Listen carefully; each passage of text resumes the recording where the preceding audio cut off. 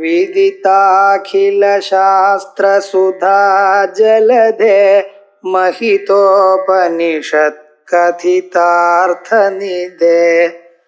हृदये कलये विमलं चरणं भवशङ्कर देशिकमे शरणम् करुणावरुणालय पालय मां भवसागर दुःखविदूनहृदं रचयाखिल दर्शन तत्त्वविदं भवशङ्कर देशिकमे शरणम् धर्म फलैर्योगः इष्टः अदृष्टो यदात्मनः शास्त्रात् ब्रह्मत्वमप्यस्य मोक्षो ज्ञानात् तथेष्यताम् यामः रजनाद्यास्ताः वासनाः स्वप्नदर्शिभिः अनुभूयन्त ये वेह ततो अन्यः केवलोदृशिः உபதேச சாஸ்திர கிரந்தத்துல கத்திய பாகமாச்சு. இப்ப பத்திய பாகத்துல இருக்கும் திருஷ்யஸ்வரூப பரமார்த்த தர்சன பிரகரணம்னு 10வது பிரகரணம். அந்த 10வது பிரகரணத்துல சில பாகங்கள் ஆயிருக்கு. அதுக்கு மேல இருக்கக்கூடியதான பாகம் பண்ணிட்டு இருக்கோம். அதுக்கப்புறம் ஈட்சித்திருத்த பிரகரணம் 9வது ஸ்லோகம். கர்மாதர்ம பலயர் யோகா இஷ்டா அதிருஷ்டா யதா ஆத்மனः சாஸ்திர பிரம்மத்வமப்யஸ்ய மோட்சோ ஞானாத் ததேஷ்யதாம் அப்படின்னு. இப்ப மனுஷன் பிறந்து அவன் என்ன பண்ணணும் அப்படிங்கிறது முக்கியமான சாஸ்திரங்கள் சொல்றது. அவன் பண்ண வேண்டியது தன்னை பத்தி தான் தெரிஞ்சுக்கணும். தன்னுடைய ஸ்வரூபம் என்ன அப்படின்னு தான் தெரிஞ்சுக்கணும். அது ஒண்ணுதான் முக்கியமாக இந்த வாழ்க்கையெல்லாம் தெரிஞ்சுக்க முடியும். இதற்காக பகவான் என்ன பண்ணினா, உங்களுடைய ஸ்வரூபம் நீங்க அறிந்து கொள்ளணும் என்பதற்காக அதுக்கு வேண்டியதான சாதனங்களை கொடுத்திருக்கார். சாதனங்கள் என்ன அப்படின்னா 5 அறிவு புலன்கள், 5 செயல் புலன்கள், மனசு, பிராணம், இப்படிப்பட்டவர்கள். இந்த செயல் அறிவு புலன்கள் இருக்க, அதனால ஆத்மாவை நீங்க அறியணும். செயல் புலன்கள் என்ன பண்ணிட்டு இருக்கு, அது மனுஷனுடைய சரீரத்தை சௌக்கியமா வச்சுக்கணும். எந்த செயலையும் ஈடுபடணுமோ இல்லையோ அது. இதுக்கு மேல வேலைக்கு நீங்க ஆகாரத்தை உட்கொண்டா அது இந்த சரீரம் முழுக்க போகணும். இந்த சரீரத்துக்கு ஒரு பலத்தை கொடுக்கணும். அதுக்காக பிராணம் எல்லாத்தையும் யோஜனை பண்ணி தீர்மானம் பண்ணி இப்படி இருக்கணும் நடந்துக்கணும்னு சொல்றதுக்காக மனசு இவர்கள்லாம் கொடுத்திருக்க. இதோட இல்லாம இந்த ஸ்தூல சரீரத்தையும் கொடுத்திருக்க. எதற்காக? உலகத்துல இருக்கக்கூடியதான சுக துக்கங்களை அனுபவிப்பதற்காக. ஏன் அனுபவிக்கணும்னு கேட்கப்படாது. ஏன் தெரியுமா, போன கர்மாவை ஜன்மாந்தரத்துல கர்மா பண்ணிருக்கேன், அதை நீங்க அனுபவிக்கிறேன், புதுசா இல்ல. இப்ப முக்கியமாக நம்ம அறிந்து கொள்ள வேண்டியது நம்ம ஸ்வரூபத்தை. நான் அறிகிறோம். ஆனா நான் அறியறதெல்லாம் முக்கியமான விஷயம் இல்லை. இந்த நான் எங்கிருந்து புறப்படுகிறதோ அதுதான் முக்கியமான ஸ்வரூபம். இந்த நான் என்கிறது நான் பார்த்தேன், நான் கேட்டேன், நான் நடந்தேன், நான் உட்கார்றேன், நான் எழுதுக்கிறேன், இப்படி எல்லாம் சொல்றது. இந்த நான்ங்கிறது பொய்யான நான். இது எங்க இருக்கு? புத்தியில இருக்கக்கூடியதான அகங்காரத்திலிருந்து வருது. இந்த அகங்காரத்துக்கும் சாட்சியாக ஒரு பரமாத்மா இருக்க, அவரை நாம் அறியணும். இது முக்கியமாக நம்ம வேண்டி. இதுல நீங்க புண்ணிய கர்மா பண்ற, பாப கர்மா பண்ற. இந்த புண்ணிய பாப கர்மாக்கள் மனுஷனுக்கு சஞ்சித கர்மாவாக தேவை. சஞ்சித கர்மா என்ன? சஞ்சின்னு பையன்னு அர்த்தம். அந்த பைக்குள்ள போட்டிருக்கு. பைக்குள்ள போட்டது மறுபடியும் எப்ப வெளியில வருமோ அதனுடைய பலத்தை அனுபவிக்கணும். அதற்காக வாங்கி பையில போட்டு கடைக்கு பொண்ணுகளை எல்லாத்தையும் பைய கையில வச்சுட்டு ஏதோ வேணுமோ அதை வாங்கின பிறகு அது அப்பவே சாப்பிட்றலாம் கிடையலையா? இல்ல, அதை கொண்டு வந்து வீட்டுல வச்சு எப்பப்ப இது பண்ணணுமோ அது பண்ணி அப்புறம் தானே அது உட்கொள்கிறோம். அதே போல சஞ்சித கர்மாவை நம்ம பண்ணிவிட்டா அது அப்படியே அதுக்குள்ள இருக்க. ஏதோ ஒரு ஜன்மால அது பழுத்த வெளியில வரும். எது எப்ப பழுக்கும்னு உங்களுக்கு தெரியாது. அதுக்கப்புறம் நம்ம சாப்பிட வேண்டியதான். சில நாளைக்கு 2 நாள்ல பழக்கம், சிலது 1 வாரத்து பழக்கம். இந்த வாழைப்பழம்ல காய்வட்டா வாங்கிட்டேன்னா ஒரு 2 நாள் ஆகலாம், 4 நாள் ஆகலாம். அது மாதிரி அப்படி நம்ம இந்த ஸ்தூல சரீரத்துல ஸ்தூல சரீரையே கொடுத்தா நம்ம அறிவுதற்கு, அதோட சுகதுக்கங்களை அனுபவிப்பதற்கு, ஜன்மாந்தரத்தை மனுஷன் பண்ணிதான சுகதுக்கங்களை அனுபவிப்பதற்காக கொடுத்த நாம என்ன பண்ணினோம், அதை மட்டும் பண்ணிட்டு எது ரொம்ப முக்கியமோ அதை விட்டோம். எது ரொம்ப முக்கியம்? ஆத்மாவை அறிவது. அந்த அகமகங்கிறது எங்கிருந்து உண்டாகிறதோ அந்த நிஜமான அர்த்தை அறிவதற்காக இதுதான் போன ஸ்லோகத்துல சொல்லியிருக்கார். அகம் பிரம்மாஸ்மீதி கர்த்தாச்ச போக்தாச்ச அஸ்மீதி ஏ விபு, யார் அறிகிறார்களோ தேனட்டா ஞான கர்மபியாம் நாஸ்திகாப்தியம் நகம்சையான்னு கேட்டோம். இப்ப என்ன பண்ணிட்டு இருக்கோம், இந்த தர்மாதர்மங்கள் அதனுடைய பலங்கள் அதனுடைய சம்பந்தம். தர்மாதர்மங்கள்னா புண்ணிய பாபங்கள்னு அர்த்தம். சில புண்ணியமும் பண்ணியிருக்கோம், பாபமும் பண்ணியிருக்கோம். வெறும் பாபம் மட்டும் பண்ணிடல, அப்படி இல்லை, ஓரளவுக்கு புண்ணியமும் சேர்த்து பண்ணியிருக்கோம். புண்ணியத்தினுடைய பலமும் பாபத்தினுடைய பலமும் நமக்கு வருது, இது சரி. ஆனா விவகாரம் என்னன்னு, அது அதிருஷ்டம் இருக்கு. நாம ஒரு காரியம் பண்றோம், நல்லதா கெட்டதா தெரியல. நல்ல காரியம் பண்ணினா புண்ணியம் வருது, நல்ல காரியத்துல ரொம்ப நாளா பண்ணிருக்கோம், நமக்கு ஒரு சந்தோஷம் இருக்கு.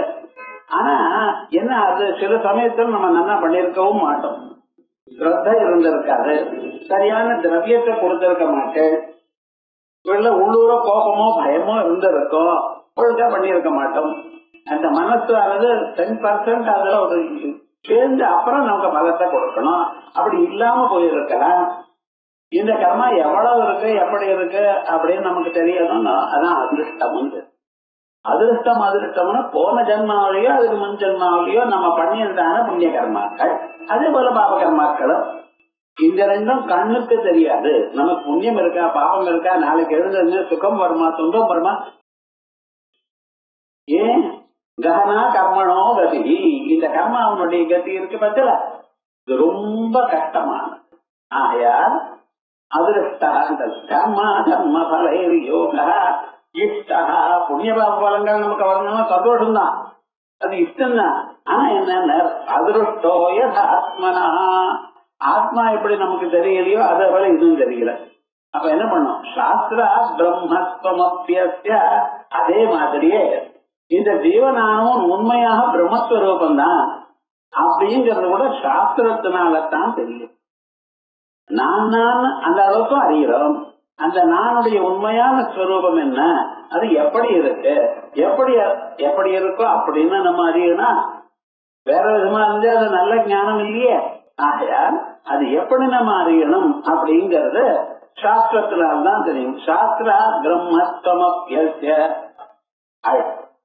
அப்ப மோட்சமானது அது பலத்தை என்ன, எப்படி கர்மாக்களுடைய பலமானது சுகதுக்கங்கள் ஆகிறதோ அதே போல மோட்சத்துக்கு பலம் என்ன அப்படின்னு கேட்கிறேன்னா, நிரதிசயமான ஒரு சுகம், தங்கு தடங்கள் இல்லாமலும் எப்பொழுதும் பிரிவில்லாதான ஒரு சுகம் நமக்கு வரணும். அது எதனால வரும், ஞானாத், அதை தவிர வழி இல்லை. ஞானாது ததா இஷ்யதாம், ஞானத்தினால அறிந்து கொள்ளணும்.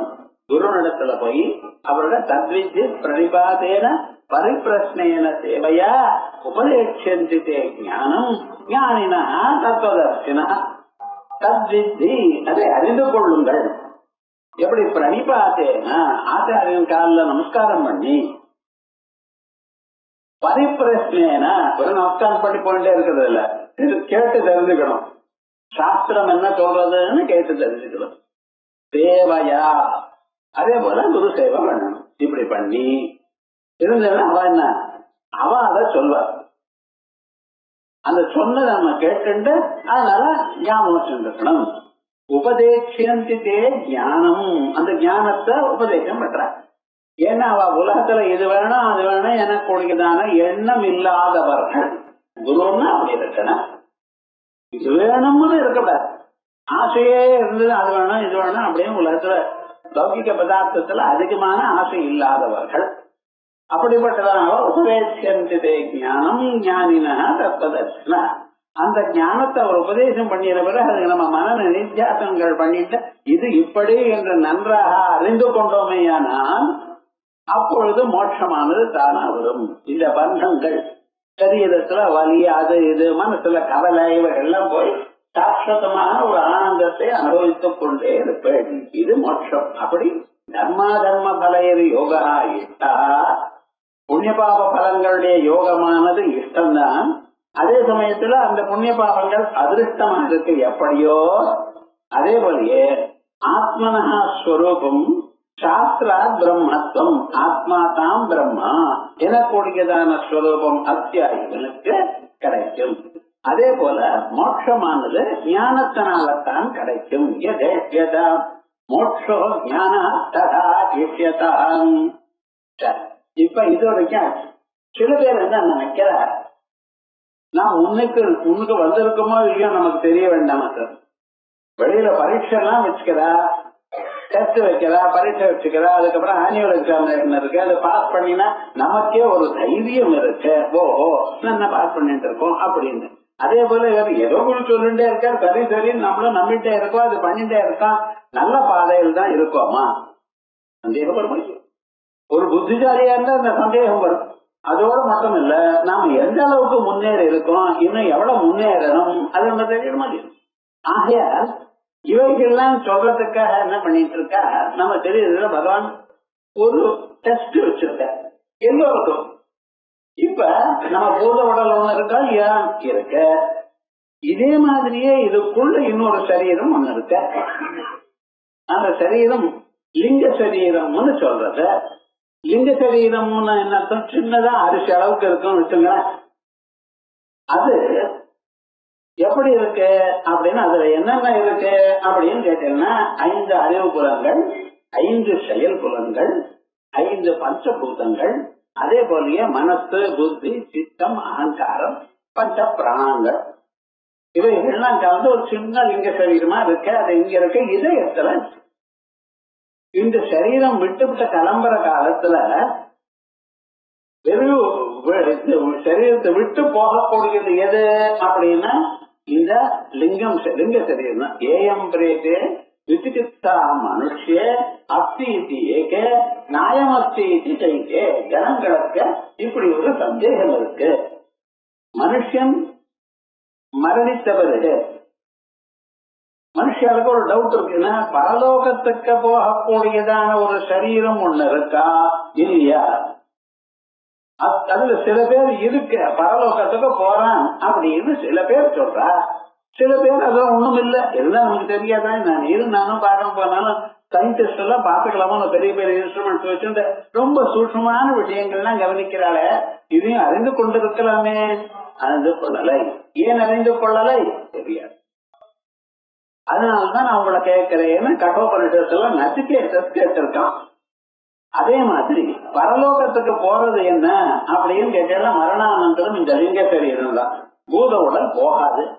பூத உடல் இங்கே அதை எரிச்சப்படுறா, புதைச்சப்படுறா, இது ஒண்ணு பண்றா.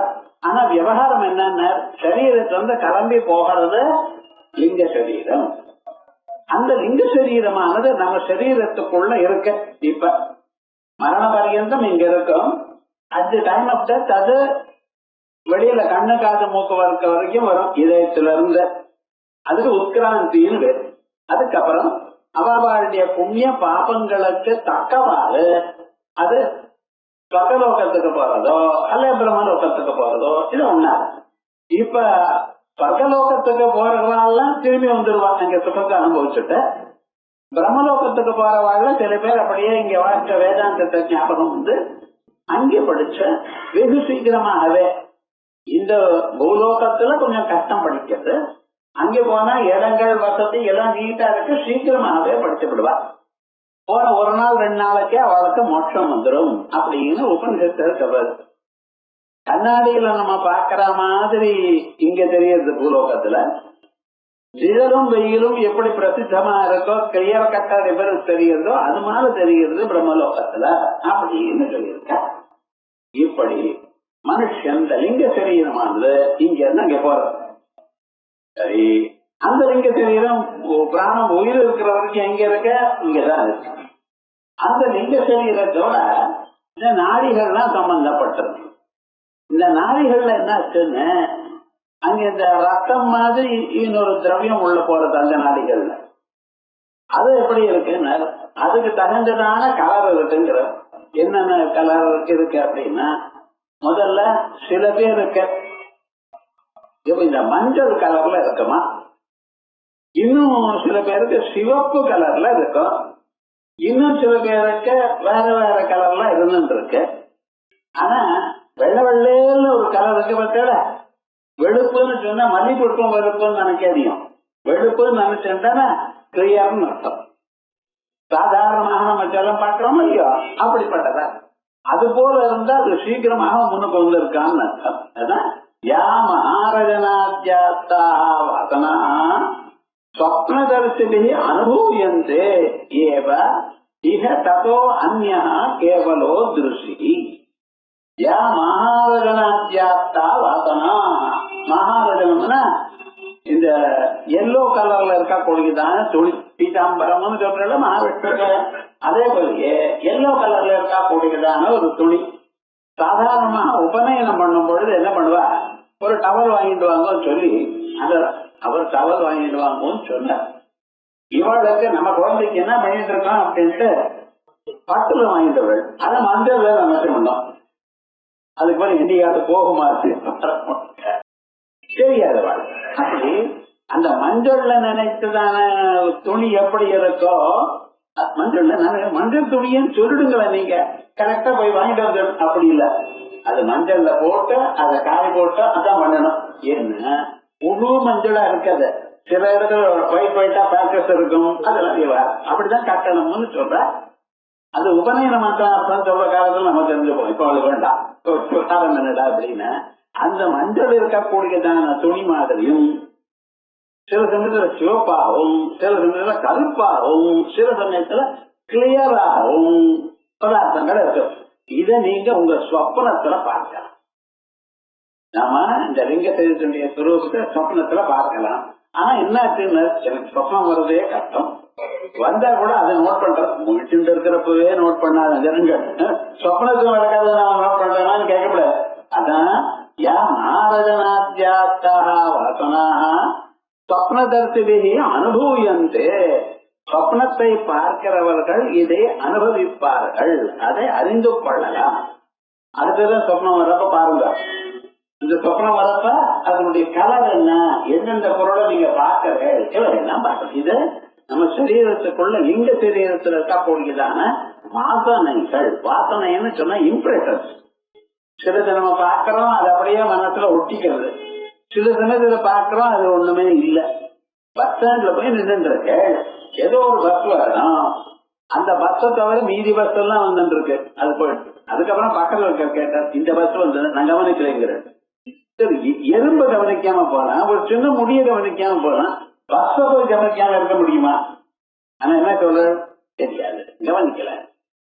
ஏன் சுவாமினர், இவர் ஏற வேண்டியதான பஸ் வந்ததான் பார்த்துட்டு இருக்காரு. அதை தவிர மற்ற பதார்த்தங்கள் வந்து அதை பார்க்கல. அது பார்த்து இருந்த போதிலும் மனசு அதை ரிசீவ் பண்ணல, நோட் பண்ணல. இப்படி நிறைய நடக்கிறது நம்ம வாழ்க்கையில. பார்த்தோமே, ஆனா கிராமம் கச்சம் திருடம் சுருசதி, கிராமாந்தரத்துக்கு போகணும்னு ஒரு கிராமத்துல இந்த கிராமத்துக்கு போறோம். நடுவுல பில்லு இருந்ததான்னு கேட்கறோம். நான் பிள்ளைய பார்த்து நடந்தேன் அப்படின்னு அப்ப விவகாரம் என்ன, நிறைய விஷயங்கள் நாம கவனித்த போதிலும் அதை நாம் நன்றாக, அது பார்த்தாலும் நன்றாக நாம் கவனிக்கிறது இல்லை. ஆனா நீங்க கவனிக்காததுனால ஒண்ணும் ஆகல. உள்ள நீங்க என்னென்ன பதார்த்தங்களா அடைஞ்சோ அந்த வாசனைகள்லாம் இருக்கோ, அந்த வாசனை லிங்க சரீரத்தில் இருக்கு. சொப்பனம் நீங்க வரும் பொழுது இது தெரிகிறது. அதான் யா மகாரஜனாத்யா. மகாரஜனம்னா மஞ்சள் அர்த்தம். மகாரஜனாத்யா காஹ வாசனாஹ ஸ்வப்னதர்சிபி அனுபூயந்தே ஏவா இஹா. அது இருக்கட்டும். அதுல வெள்ளை வெள்ளையில ஒரு கிளியரா ஒரு வாசனை வந்து பார்த்தா, அதை நீங்க பார்த்தீங்கன்னா நீங்க என்னச்சோ பிரம்மஜானம் கிட்ட இப்பவே சீக்கிரமா வரப்போறதுன்னு அர்த்தம். அந்த சந்தர்ப்பம் இருந்தா தான் அப்படி வரும். பிரகதாரண்யத்துல மூர்த்தாமூர்த்த பிராமணம்னு ஒண்ணு, அந்த மூர்த்தாமூர்த்த பிராமணத்துல இந்த வாசனைகள்லாம் சொல்லியிருக்க. அதை இங்க சொல்றது அனுபூயந்தே ஏவ இஹ. ததோ அந்நிய கேவலோ திருஷி. இப்ப இருக்கிற சொப்னம் பார்க்கிறேன். இந்த சொப்னம் பார்க்கும் பொழுது நிறைய பதார்த்தங்கள்லாம் பார்க்கிறேன். அந்த பதார்த்தங்களை எப்படி பார்க்கிறேன்? பொருள் இருக்கா என்ன? இல்ல பொருள் இருக்கிற இடத்துக்கு நீங்க போனீங்களா என்ன? இல்லையே. எந்த இடத்துல படுத்துங்களோ அங்கே தான். அப்ப சொப்னம் எனக்கூடியதான நிலையில நீங்க வெளியில போய் பொருளை பார்க்கல, உங்களுக்குள்ளதான் பொருள் இருக்குன்னு சொல்லணும். என்ன பொருளை பார்த்து இருக்கல, வெளியில போய் பார்க்கல, ஆனா நமக்குள்ள பொருள் இருக்குன்னா அவ்வளவு பெரிய பொருள் எல்லாம் நீங்க எப்படி உங்களுக்குள்ள இருக்க முடியும்? யானை, ஒட்டக, குதிரை, மலை, மடு இத்தனையும் பார்க்கிற சொப்பனத்துல அப்பப்ப உங்களுக்குள்ள அந்த இத்தனை பொருள்கள் இருக்குமா? நிச்சயமா இருக்காது. ஆனா வெளியில அது இருக்கிற இடத்துக்கு போய் பார்த்தேடா, அதுவும் எனக்கு டவுட். ஏன்னா காசிக்கு போய் விஸ்வநாதரை தரிசனம் பண்ணிவிட்டு அம்பாளை பார்த்துண்டு அன்னபூர்ணா தேவியை பார்த்துண்டு அங்கிருந்து பிரசாதம் வாங்கி சாப்பிட்டே இருக்க முடிச்சுண்டு. இப்ப என்னன்னா நீங்க எங்க முடிச்சுக்கணும்? வெளியூர் இந்த தெரியத்தை விட்டு நீங்க அங்கே போய் பார்த்தேன்னு நான் சொன்னேனே. ஆனா முடிச்சுட்ட சமயம் எங்க முடிச்சோம்னா அங்கேதான் நீங்க இருக்கணும். அப்ப அது வம்பா. நான் தூங்கி விட்டேன், எங்கேயோ போய் முடிச்சுட்டேன், அங்கிருந்து திரும்பி வர்றதுக்கு பாக்கெட்ல காசு இல்லாம திரும்பி வர முடியாதுன்னா வம்பா இருக்கேன், நான் தூங்கவே இல்லை போய். ஆனா என்ன ஆகுதுன்னு அங்க பார்த்தா போல அங்க பொருள் எல்லாம் என்னென்ன இருக்கோ அத்தனையும் பார்த்திருக்கேன். ஆனா சரீரத்தை விட்டு போகல, இந்த சரீரத்துக்குள்ளேயே தூங்கின இடத்துலயே இருக்கு. அப்படித்தானே? ஆமா, தூங்கின இடத்துலயே ஒரு மனுஷன் இருக்கானே. ஆனால் அவன் எப்படி அந்த பொருள் எல்லாம் பார்த்தான்? அந்த பொருள் ஏது? சந்தேகம். அது என்ன சொல்ற? இந்த வாசனைகளா மனசெல்லாம் இருக்கோ இல்லையா, நீங்க எதை அனுபவிச்சடோ அனுபவிச்சதான பதார்த்தங்கள்லாம் இம்ப்ரெஷன் ரூபமாக உங்க மனசுல இருக்க. அந்த இருக்கக்கூடியதான இம்ப்ரெஷன்ஸ் என்ன பண்ற சொப்னத்துல அது மனசுல தான் இருக்கு. அந்த மனசை உள்ள இருக்கிற ஆத்மா ஒழிக்க வைக்க, ஆத்மாவுடைய ஒளியில் அந்த இம்ப்ரெஷன்ஸ் எல்லாம் என்ன ஆச்சு? அதே போல பதார்த்தங்களா. அதனாலதான் எந்த பொருள் நீங்க சொப்னத்தை பார்த்தாலும் அது என்னைக்கோ ஒரு நாள் நீங்க பார்த்திருப்பீங்க. பார்க்காத பொருளான சொப்னத்துல வராது ஒண்ணு. அதே மாதிரியே அந்த சொப்னம் உங்க சொப்னத்துல நீங்க பார்த்துட்டுதான் இருக்கு. உங்களுக்கும் சொப்னத்துல ஒரு ரோல் இருக்கு. வெறும் பார்க்கறது மட்டும் இல்ல, அங்க நீங்களும் இருக்கு. ட்ரெயின் ஏறினா போல சொப்னம் வருது. எப்படி சார் உங்க முதுகு நீங்க பார்க்கறது இல்லையே? ஏறி நம்பரை வச்சு அங்க அந்த நபரை பார்த்து அங்கே உட்கார்ந்து வேற யாராவது உட்கார்ந்தா டிக்கெட்டை காமிச்சு இது என்சிசியான்னு சொல்லி ஏறி உட்கார்ந்து. இதெல்லாம் நீங்க எப்படி பார்த்து முன்னால பார்க்கலையேன்னு சொல்லக்கூடாது. அது எப்படி பார்க்கிறோங்கிறத அப்புறம் சொல்றேன். ஆனா இப்ப விவகாரம் என்னன்னா, நீங்க அந்த இம்ப்ரெஷன்ஸ் உங்க மனசுல இருக்க வாசனைகள் இருக்கு. அந்த வாசனைகள்னால உங்க ஆத்மா அதை பிரகாசிக்கிறது. அப்பொழுது அப்பொருள்களை பார்த்த மாதிரிதான ஒரு எண்ணம் உங்களுக்கு வருகிறது. விவகாரம் என்ன? ஜாகிரத்துல பார்த்ததான பதார்த்தங்கள் அது மனசுல வாசனா ரூபமா இருந்து கொண்டு சொப்னம் வரும் பொழுது அந்த உள்ள இருக்கிற உங்களுடைய ஆத்மா அது என்ன பண்றது? அப்பொருள்களை விளக்குகிறது. அப்பொழுது உங்களுக்கு தெரியுது. அதனால்தான் இந்த இடத்துல ஆத்மா ஸ்வப்பிரகாசமாக இருக்கு அப்படின்னு சொல்றான். உபனிஷத் சொல்றது எதுக்காக ஆத்மா ஸ்வப்பிரகாசம்னு? சொப்னத்துக்கு கொண்டு போய் சொல்றது. ஏன் சார் ஜாகிரத்துல சொல்லப்படாதான்னு? ஜாகிரத்துல சொல்லலாம். ஜாகிரத்துல இந்த பில்டிங் அது எதிர்க்க நம்ம பார்க்கிறோம். பார்க்கும் பொழுது இதை ஒழித்தது எந்த எந்த ஒளி? இப்ப எனக்கு டேபிள் தெரியுது. இந்த டேபிள் தெரியும் பொழுது இது எந்த ஒளியால ஒழிக்கப்பட்டு இது எனக்கு தெரிகிறது யோசனை பண்ணினா கேட்டா நீங்க ரெண்டு சொல்றீங்க. ஒண்ணு இந்த தீபத்தினுடைய ஒளியும், தீபத்துல ஒளி இருந்தா மட்டும் போறாது, உள்ள இருக்கிற ஆத்மாவும் இதை ஒழிக்கணும். அப்பதான் ஆத்மாவுக்கு தெரியும். இப்ப விவகாரம் ஜாகிரத் காலத்துல இப்பொருள்கள்லாம் இருக்கு என்று தாங்கள் அறிவது எப்படி?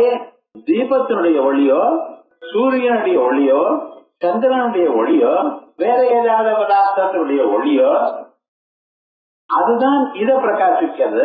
அத்துடன் என்னுடைய ஆத்மா ஒளியும் அதுல விழுந்தது. அதனாலதான் எனக்கு தெரியும். நீங்க அந்த பக்கம் திரும்பி உட்கார்ந்து இந்த டேபிள பார்க்க முடியாது. ஆனா அந்த டேபிள் தீப ஒளியில இருக்க இருந்த போதிலும் நீங்க பார்க்கல. உங்க ஆத்மா ஒளியும் இது மேல விழணும், மற்ற ஒளிகளிலும் ஏதோ ஒரு ஒளி அதுல விடணும், அப்பதான் இது தெரியும். அதனால ஒரு சந்தேகம், இந்த பொருளை நிஜமாக யார் ஒழித்தார் கேட்டா தெரியும் சார், இதுவும் இருக்கு அதுவும் இருக்கு அப்படிதானே சொல்றேன். அதனால ஜாகிரத்துல பொருளானது நாம் அறியும் பொழுது 2-3 ஒளிகள் அதுல மிக்ஸ் ஆயிருக்கு. அதனால ஆத்மா தான் சொப்பிரகாசம், ஆத்மாவும் ஒழிக்கிறது.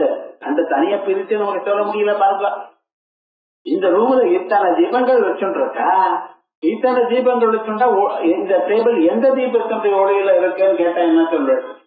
எல்லா தீபங்களும் கலந்துதான் இருக்கு சார். ஆனா இந்த தீபம் மட்டும் ஒழிக்கிறதான்னு கேட்டா உங்களால பிரிச்சு சொல்ல முடியாது. இந்த தீபத்தினுடைய ஒளியை மட்டும் பிரிச்சு உங்களால சொல்ல முடியாது.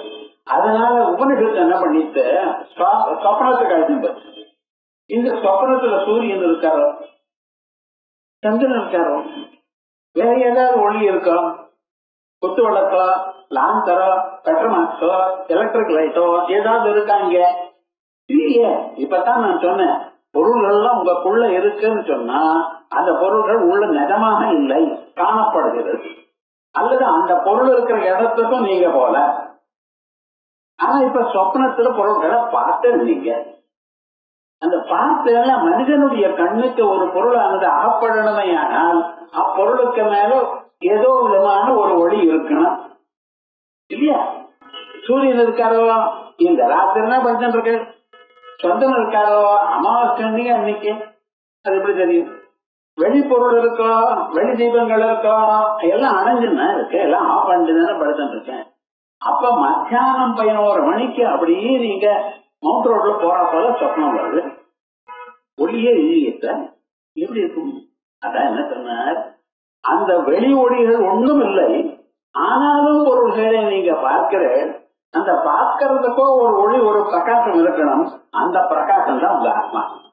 என்ன பண்ணிட்டு சொப்னத்துல பதார்த்தங்களான சொப்னத்துல ஆத்மா ஸ்வப்பிரகாசமா இருக்கு என்பதற்காக சொப்னத்தை உண்டு பண்ணி அந்த சொப்னத்துல வேற எந்த ஒளிகளும் இல்லாம, சூரியனோ சந்திரனோ எலக்ட்ரிக் லைட்டோ பல்போ குத்து வழக்கோ லாந்தரோ பெட்ரோமாக்கோ ஒன்றும் இல்லாமல் அப்பொருள்களை காண்பிக்கிறேன்.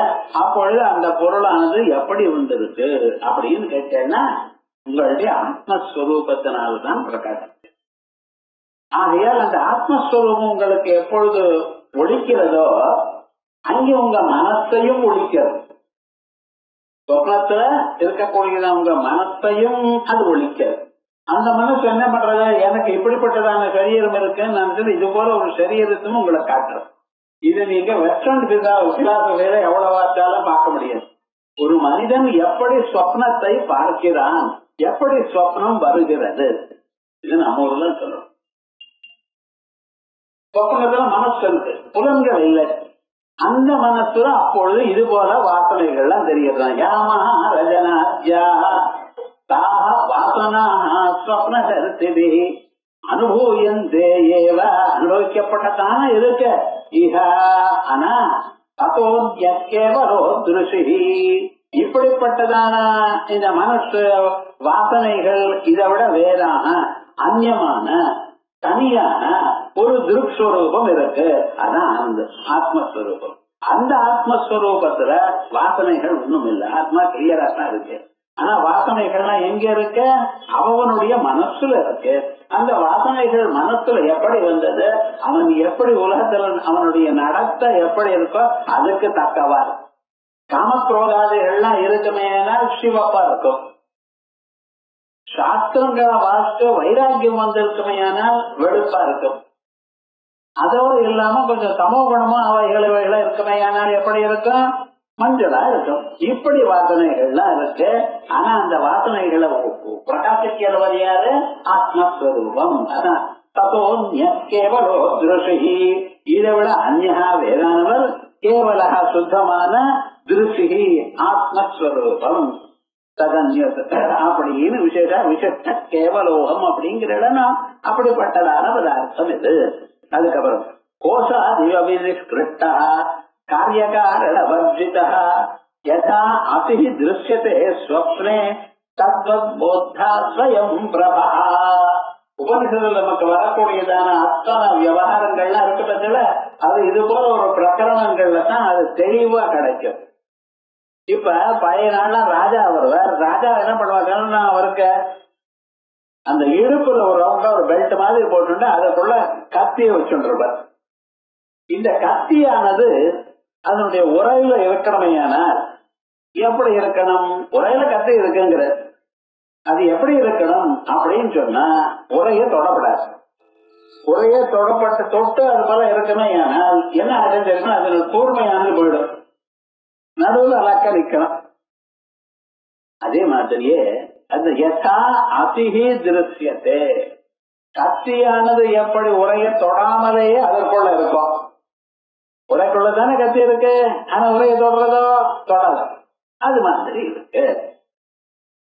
அதே மாதிரியே கோஷாதிவினிஷ்டா, உரையிலிருந்து வெளியில எடுக்கப்பட்டதான கத்தி போல உங்க சரீரத்துக்குள்ள ஒரு பரமாத்மா இருக்க.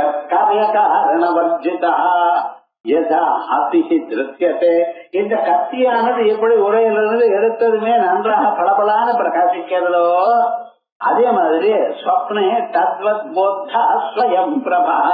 அதனால்தான் சொன்னேன் தத்வது. அதே மாதிரி ஸ்வப்பிரகாசமாக ஆத்மா இருக்கிறார். இது என்ன திருஷ்டாந்தம்? அதோட சம்பந்தப்படாமல் அதுல இருந்து ஒழிக்கிறது. ஆகாசம் நெடுக காத்து இருக்க, காத்து இங்கும் அங்கும் போறது. அப்ப ஆகாசத்தோட ஒட்டுறதோ யதாகாசஸ்திதோ வாயு பகவத்கீதையில சொல்ற. அதே மாதிரி ஆகாசத்துக்குள்ள காத்திருந்து காத்து இங்கு அங்கும் சஞ்சரித்த போதிலும் எப்படி அந்த காத்தானது ஆகாசத்தோட சம்பந்தப்படலையோ அதே போலயே ஆத்மாவானது சரீரத்துக்குள்ள இருந்த போதிலும் அது சம்பந்தப்படலை. எப்படி கோஷாதிவின் காரியகாரணவர்ஜிதா, இதுக்கு காரியம் காரணம் அதனால இது வந்தது, இது அது சகாயம் பண்ணிட்டு ஒன்னும் கிடையாது. அந்த ஆத்மாவுக்கு இதோட சேர மாட்டேன். அசங்கோக்கியம் புருஷா. அதனாலதான் கட்டோபனிஷத்துல கேட்கும் பொழுது அந்நியத்திர தர்மாத் அந்நியத்திர அதர்மாத் அந்நியத்திர அஸ்மாத் கிருதாகிருதாத், காரணமும் இல்லாதவர் காரியமும் இல்லாதவர். அவர் இடத்திலிருந்து ஒன்னும் பிறக்கல. அவர் எங்கிருந்து பிறந்தாருன்னா ஆன்சர் இல்லை. அவரும் பிறக்கல, அவரிடத்திலிருந்து ஒரு பொருளும் பிறக்கல. ஆனா என்ன சுவாமி விவகாரம் அப்படின்னு கேட்டேனால் உலகம் முழுக்க அவரால் சிருஷ்டிக்கப்பட்டதுங்கிறோம். அதோட சம்பந்தப்படவே இல்லை. அவர் இருந்தால் இந்த காரியம் ஆச்சு. ஆபீஸ்ல பெரிய சீனியர் ஆபீசர் இருந்தா கீழே இருக்கிற போயிட்டு வாழ வீட்டுக்கு போக முடியாது. அவர் போனப்புறம் போகணும்னு ஒரு நியமம் வச்சுட்டு இருந்தா. அதே போல இப்ப என்னடா விவகாரம் ஆச்சுன்னு எல்லாம் அதுக்கு அவர் உட்கார சொன்னாரா, திருமணம் உட்கார சொன்னாரா, காரியம் போலாமே அப்படின்னு இல்ல சார். அவர் இருக்கிற வரைக்கும் நம்ம இருக்கணும் அப்படிங்கிறாலும் அதே மாதிரிதான் இந்த ஆத்மா இருந்து கொண்டு அதனுடைய ஒரு பிரசன்ஸ்ல எல்லாமும் தன் காரியத்தை வேண்டும். மனசு யோசனை பண்றது, புத்தி தீர்மானம் பண்றது, அகங்காரம் நான் நானுங்கிறது. அப்ப சில சமயத்தை நம்ம எப்போ அனுபவிச்சதெல்லாம் ஞாபகப்படுத்துறது, கண்ணு பாக்குறது, கண்ணு கேட்கறது, அத்தனை என்ன உள்ள இருக்கிற அந்த பரமாத்மா. அந்த பரமாத்மாவானவர் எப்படி இருக்கார்? சுவப்பிரகாசமாக இருக்கார். அது எப்படி சுவப்பிரகாசமாக இருக்கார்? மற்ற ஒளிகள்லாம் அங்க போனதுனால பொருள் தெரியறதுனால அவருக்கு பிரகாசம் இருக்கு. இந்த தீபம் என்ன ஒழிக்கிறதுன்னா என்ன பண்ணணும்? இந்த தீபத்தை மட்டும் வச்சுட்டு மற்ற தீபங்கள்லாம் ஆஃப் பண்ணிட்டேன்னா அப்ப இதுக்கு பிரகாசம் இருக்கு நம்ம பிரிச்சு தெரியலாமோ இல்லையா? அதே விதமா சூரியனுடைய ஒளி இல்லாமல், சந்திரனுடைய ஒளி இல்லாமல், தீபத்தினுடைய ஒளி இல்லாமல், ஒரு ஒளியும் உள்ள சொப்னத்துல இல்லாம ஆஃப் பண்ணிட்டு சொப்னத்துக்கு பொருள் மட்டும் நமக்கு தெரியும்படி பண்ணிருக்க. இதுதான் மேட்ரிக்ஸ் ஆஃப் சொப்னா. எப்படி சொப்னம் போறது? 1000 சொப்னம் பார்த்திருக்கோம் சுவாமி, நமக்கு எப்படி பார்த்தீங்கன்னு தெரியல. அதே போல தினமும் ஒரு தரமோ 2 தரமோ தூங்குறேன். எப்படி தூங்கினேன்னு கேட்டது. கண்ணை மூடிட்டு தூங்குறேன். நானும் தான் கண்ணை மூண்டு தூக்கம் வரலையே. கண்ணை மூண்டு தூக்கம் வருதுன்னு எங்கேயாவது நிர்பந்தம் இருக்கா? சில பேர் கண்ணை திறந்து முழுமா இல்ல, முழுமையா திறந்து தூங்கினா என்னமாயிடும் கொஞ்சமா. சில பேர் தூங்குற சமயத்துல கொஞ்சமா கண்ணை திறந்து இருக்கா. எப்படி தூக்கம் எங்க இருந்து வருது, எப்படி வருதுன்னு கேட்டா என்ன பண்ணும்? ஏன் சார் இப்படி எல்லாம் எங்களை கிளாஸ்ல வந்து ஹிம்சப்படுத்துறதுன்னு சொல்லுவேடே தவிர ஒண்ணு நீங்க சொல்லுங்க, இல்லைன்னா கேள்வி கேட்காது. ஸ்ருதி சொல்றதுக்கு பதில் இதை பார்க்கணும். உங்களை பத்தி நீங்க என்னென்ன தெரிஞ்சுக்கணுமோ அது உள்க வேதம் சொல்றத. அதனால சொப்னத்துல ஆத்மா எப்படி இருக்க? சொப்பிரகாசமா இருக்க. அதனாலதான் பிரதாரண்ய ஜாகிர நிலையை சொல்லாமல் சொப்ன நிலைக்கு அழைக்கின்ற போய் இங்க பாரப்பா உன்னுடைய ஆத்மா பிரகாசமாக இருக்கா அப்படின்னு சொல்றது. கோசா திரவினிஷ்கிருஷ்டா, கோசாத்துன்னா கோஷம்னா உரைன்னு அர்த்தம். அதுல இருந்து வினிஷ்கிருஷ்டா எடுக்கப்பட்டதான காரிய காரண வர்ஜுதா, எதுக்கும் காரியமோ காரணமோ இரண்டும் இல்லாதான யதா அசிஹி திருஷ்யதே, எப்படி அந்த உரையை விட வேறாக இந்த கத்தியானது காணப்படுகிறதோ தத்வத் போத்தா, சொப்னத்துல அப்படித்தான் இந்த ஆத்மா இருக்கிறார். அவர் ஸ்வயம் பிரபா. இந்த ஸ்லோகங்கள்லாம் எப்படின்னா விஷயம் தெரிஞ்ச பிறகு அதுக்கு அன்வயம் பண்ணினா என்ன தெரியும், விஷயமே தெரியாம அன்வயம் பண்ணா ஒண்ணும் வராது முழுக்க. அப்படி ஒரு கிரந்த ஆச்சாரியர் எல்லாத்தையும் ரொம்ப சிம்பிளா எழுதுறார். இங்கேயும் சிம்பிளா தான் எழுதியிருக்காரு. ஆனா அந்த ஸ்லோக ரூபமா இருக்கிறதுனால கிளியரா இருக்காரு. கோஷா தீவினிஷ்கிருஷ்டா காரிய காரணவர்ஜிதா யதா அசிஹி திருஷ்யதே ஸ்வப்னே தத்வத்போதா ஸ்வயம் பிரபா ஆபேஷः பிரதிபுத்தஸ்ய ஞஸ்ய ஸ்வாபாவிகம் பதம் உக்தம் ந இத்யாதி வாக்யேன கல்பிதஸ்ய அபநேத்ருணா. பிராமணன் ஒருத்தர் அஜாத சத்ருன்னு பேர் அவருக்கு. அவர் ராஜாவிட்ட இருந்து வர கார்கியன்னு பேர் அவருக்கு. அஜாத சத்ருங்கிறது ராஜா, அஜாத சத்ருங்கிற ராஜா உட்கார்ந்து இருக்கார். இந்த கார்கியன்னு ஒரு பிராமணன் இருந்தார்.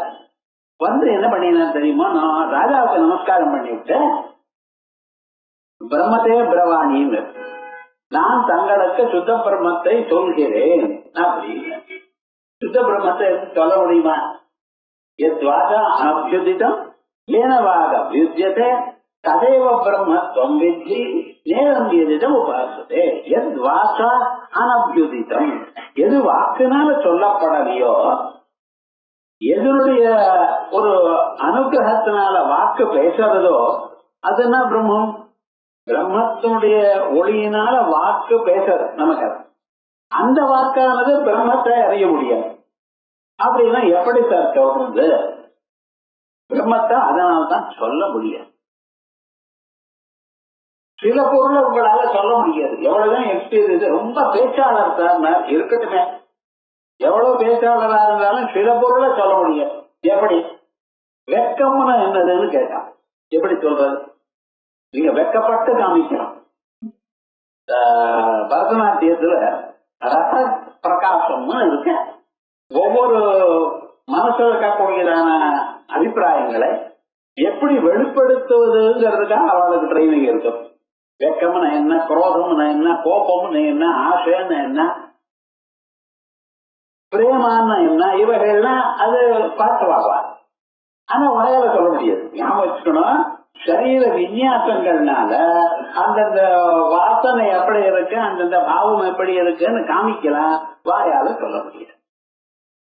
இவைகள்லாம் எல்லாமே வெக்கம் அவருக்கு கோபம் இருக்கா இல்லையா நமக்கு தெரியாது. இதயத்துல சிரிச்சுட்டு பேசுவோம். அப்படி ரொம்ப பேர் இருக்கா. மனசுல ஒரு எண்ணம் வச்சுட்டு இன்னொரு எண்ணம் 4 பேர்கிட்ட தெரியாம இருந்துன்றப்ப, அதனால எல்லாமும் ஒன்றால சொல்ல முடியாது. கொஞ்சம் சர்க்கரை கொடுத்தா சாப்பிட்டார், வெள்ளத்தை கொடுத்தா சாப்பிட்டார், கல்கண்ணை கொடுத்தா சாப்பிட்டார், தேனை கொடுத்தா சாப்பிட்டார்.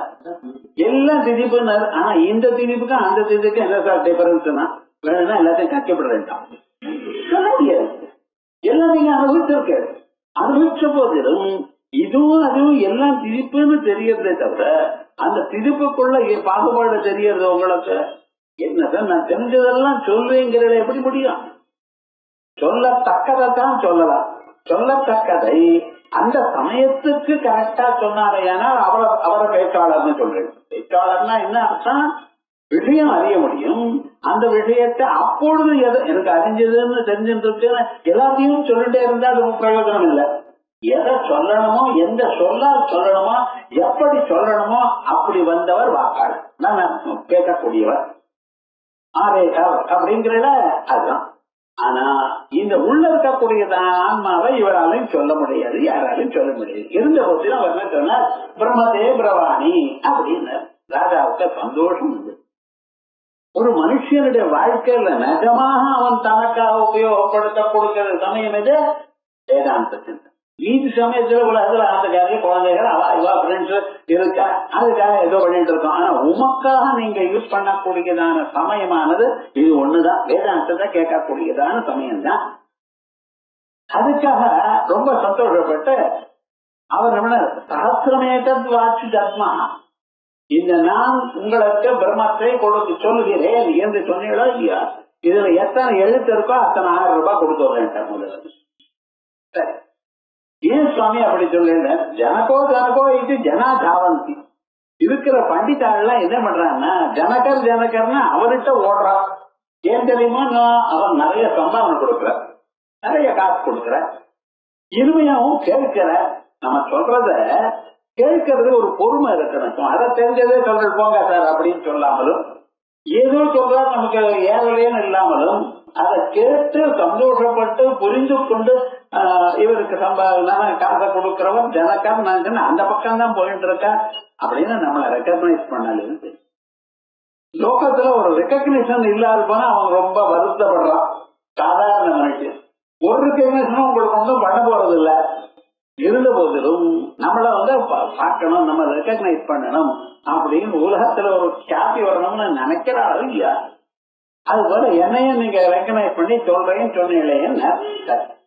அதுக்கப்புறம் பிரம்மதே பிரவாணின்னு சொல்லுங்க அப்படின்னு சொன்னீங்களே சொல்லுங்கன்னு ஆரம்பிச்சா, சூரியன் சந்திரன் அக்னி நெருப்பு இப்படி எல்லா பொருளையும் சொல்லிட்டு வந்தார். ஒவ்வொரு தரமும் சொல்றப்ப அந்த மாதிரி என்ன பண்ணா தெரியுமா, ராஜாவானவர் இது வேண்டாமே, வேண்டாம் எனக்கு தெரியுமே, உங்களுக்கு தெரிஞ்சதை விட எனக்கு நல்லா தெரிஞ்சிருக்கு, மறுபடியும் அதே விஷயத்துல வேண்டாமே இப்படின்னு ஒரு 13 ஆல்டர்னேட்டிவ் சொன்னாலும் அது எல்லாம் எனக்கு தெரியும் தர. இவர் பார்த்த வாய் மொழிங்க, இனிமேல் சொல்றது ஒண்ணும் இல்லை, சரக்கு இல்லை, இருக்கிறவருக்கு தானே சொல்ல முடியும். அதுக்கப்புறம் என்ன பண்ண, ஏதாவன்னும் இவ்வளவுதானா அப்படின்னு உமக்கு ஒண்ணும் தெரியாதுன்னு சொல்லல ராஜா, ஞாபகம் வச்சுக்கணும். பிரம்மத்தை சொல்றேன் ஆரம்பிச்ச டைம் வேஸ்ட் பண்ணியப்பா, உனக்கு தெரியலையேன்னு சொல்லல அவர். ஆனா அவர் என்ன சொல்ற, இவ்வளவுதானோ அப்படின்னு. ஆனா இவ்வளவு படிச்சிருக்க, ஆனா இது போறாது, சம்திங் மோர் இஸ் நீடட் அப்படிங்கிற அபிப்பிராயத்தில் ஏதாவணும் அப்படின்னாரு அவர். அப்படிதான் அவ்வளவுதான் எனக்கு தெரியும். ஏதாவதா விதிதம் நபவத்தின், இதை அறிந்து கொண்டதுனால் எல்லாம் அறிந்தா போல ஆகுமா? பரீட்சையில 6 பேப்பர் இருக்குன்னா 6ஐயும் பாஸ் பண்ணினாதான் பாஸ் பண்ணா போல கணக்கு. 5 ரொம்ப நல்லா பண்ணிவிட்டேன் சார், 199 மார்க் வரைக்கும் நான் பண்ணிவிட்டேன், ஒரே ஒரு பேப்பர் தான் போச்சுன்னா அப்படின்னா போச்சோன்னா எல்லாம் போச்சு. அப்படி விவகாரம் என்ன ஆகும், இதை அறிந்து கொண்டால் அறிந்த மாதிரி ஆகாதே அப்படின்னு அந்த பிராமணன் தலை புரிஞ்சுட்டார். அதுக்கப்புறம் என்ன பண்ணார், நாங்களே எனக்கு சொல்லுங்க அப்படின்னு ராஜாவை கேட்டு நமஸ்காரம் பண்ண போனார். நீ நமஸ்காரம் பண்ண வேண்டாம் வாங்க சொல்ல, கையை பிடிச்சுண்டு அழைச்சிட்டு போனார். இங்கதான அரண்மனையில தூங்குறவன் இடத்துல, ஒரு இடத்துல அப்பவே தெரியுது சில பேர் உத்தியோகத்துக்கையும் தூங்குவான்ட்டார். என்ன இப்படி ஒரு கதை இருக்க, தூங்கிட்டு இருக்காரு. இவர் அங்க அழைச்சுன்னு போனார். அவர் பேரை சொல்லி கூப்பிட்டார். அங்க இருக்க தூங்குறவனுடைய பேரை சொல்லி தெரியும் ராஜாவுக்கு கேட்டார்.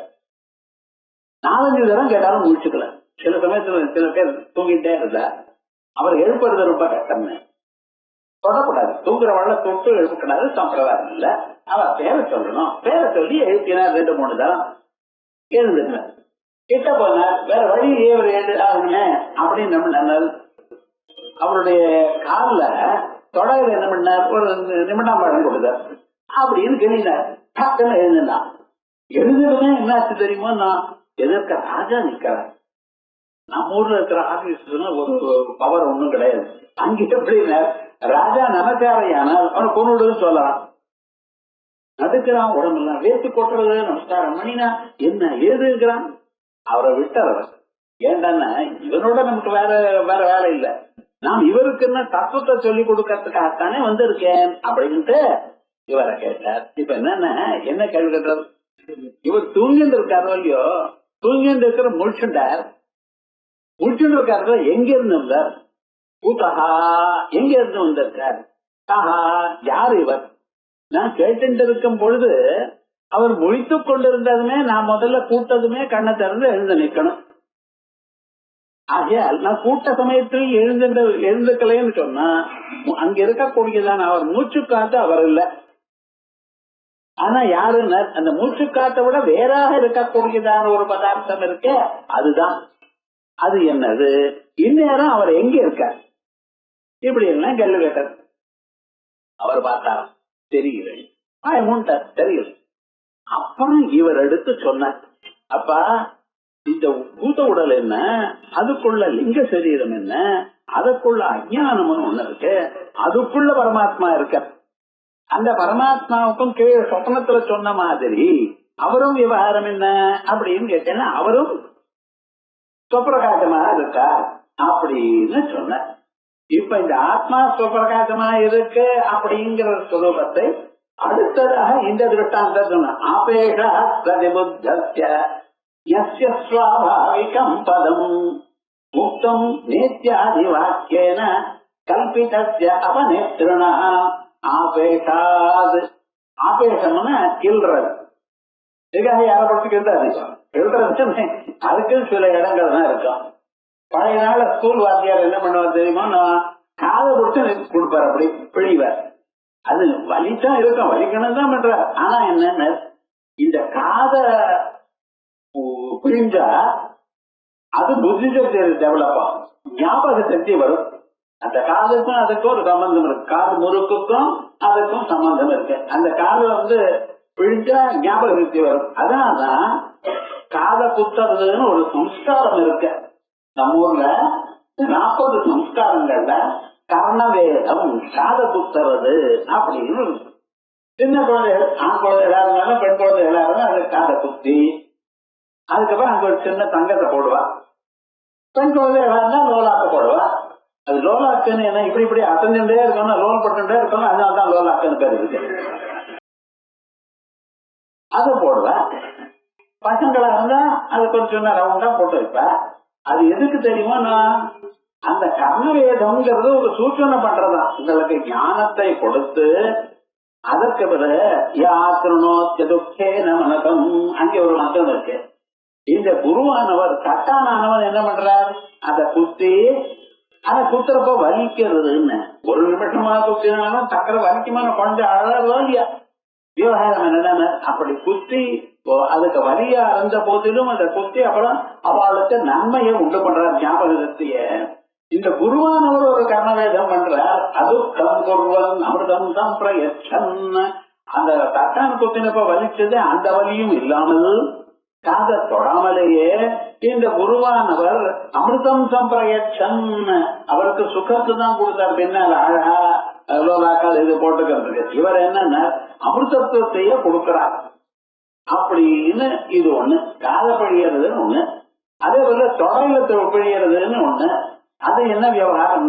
அது இந்த தொடையில பிழியறதுனால இந்த மனுஷனுக்கு இந்த பிளட் பவர் ஜாஸ்தி ஆகும். விவகாரம்னா இந்த சரீரத்துக்குள்ள இருக்கக்கூடியதான ரத்தமானது சுத்தமாக ஆகும் அப்படின்னு ஆயுர்வேதத்துல சொல்றது. அது போட்டோம், நமக்கு அது வேண்டாம். இவரு பண்ணார் கேள்வினார், கேள்வினா டக்குன்னு எழுதினார். எழுதுன்ற பிறகு என்னன்னா ஆபேஷா பிரதிபுத்திய ஆபேஷா கேள்வினத்தினால பிரதிபுத்திய எழுதுன்றவருக்கு ஞாத்திய சுவாபாவிகம் பதம் அவனுடைய சுவாபாவிகமான நேச்சர் முக்தம். அப்ப சொன்னாராம் நேதி நேதி இத்தியாதி வாக்கியனா நேதி நேதி நன்யஸ்மாதி நேதி அந்நியஸ்வரமஸ்தி அப்படின்னு சொல்றாராம். இந்த சரீரம் ஆத்மா இல்ல, சரீரத்துக்குள்ள இருக்கக்கூடியதான லிங்க சரீரமும் புலன்களும் இவைகள் ஆத்மா இல்ல. ஆனா யார் ஆத்மா? இவைகளுக்கும் பின்னால் ஒருத்தர் இருக்க. அந்த இதயத்துல இருந்தால் அப்ப நம்ம கேட்டா அது கேட்கல. இப்ப என்னாச்சு? நெருப்பு மூச்சு வெளியில வந்துட்டா அப்படின்னு. ஆபேஷ பிரதிபுத்திய சுவாபாவிகம் பதம் அவருடைய ரியல் நேச்சர்ன்னு தெரியுமா? அதுதான் நேதி நேதி. பூத உடல் இல்ல, மனசு இல்ல, பிராணம் இல்ல, புலன்கள் இல்ல, அறிவு இல்ல, இவர்களுக்கு அப்பாற்பட்டதாக ஒரு ஒளி இருக்கு, அதுதான் ஆத்மா அப்படின்னு அஜாதசத்துல காண்பித்து கொடுத்தார். உத்தம் நேத்யாதிவா ஏன கல்பிதத்ய அபநேத்திருணா. எத சரீரத்தை, கண்ணு, காது, மூக்கு, மனது இவைகள்லாம் நீக்கி அது ஆத்மா இல்ல, அது ஆத்மா இல்ல, அது ஆத்மா இல்லைன்னு நீக்கி உண்மையான ஒரு ஸ்வரூபம் சர்வாந்தரமாக இருக்கு அப்படின்னு காமிச்சார். பார்த்தா அதை அறியணும் அப்படின்னு இந்த ஸ்லோகம் முடிஞ்சது. ஆபேஷா பிரதிபுத்திய ஆபேஷா பிழிஞ்சத்தினால, பிரதிபத்திய முடித்து கொண்டதான அந்த ஞானிக்கே மனுஷனுக்கு சுவாபாவிகம் பதம் ஆத்மஸ்வரூபம் இப்படி சொல்லப்பட்டதற்கு அங்கே சொன்னதான வாக்கியம் நேதி நேதின்னு வாக்கியம். அது கல்பிதமான பதார்த்தங்களை நீக்கிவிட்டு உண்மையான ஸ்வரூபம் இது அப்படின்னு காட்டி கொண்டிருக்கார் அப்படின்னு. இதே போல நமக்கு மற்ற திருஷ்டாந்தங்கள் ஆங்காங்க உபனிஷத்துகள்ல கொடுத்ததெல்லாம் எடுத்து உங்களுக்கு ஒரு கோர்வையாக இங்க கொடுத்திருக்கார். இதுக்கு மேல் பாகமானது நாளைக்கு பார்ப்போம். ஓ